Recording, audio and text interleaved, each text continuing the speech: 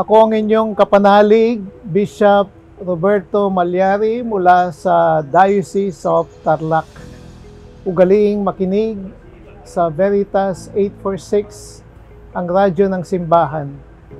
Manood sa Veritas TV sa Sky Cable Channel 211 at DZRB 846 Facebook page.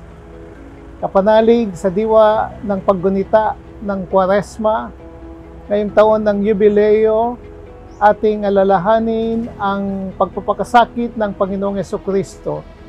Tayo ay tinatawag bilang mga saksi ng buhay na salita ng Diyos. Hindi man madali ang ating paglalakbay, nakatitiyak tayo sa ating patutunguhan sa piling ng Diyos ayon sa mabuting balita ni San Juan, Kabanata 16, talata 33. In this world you will have trouble, but take heart, I have overcome the world.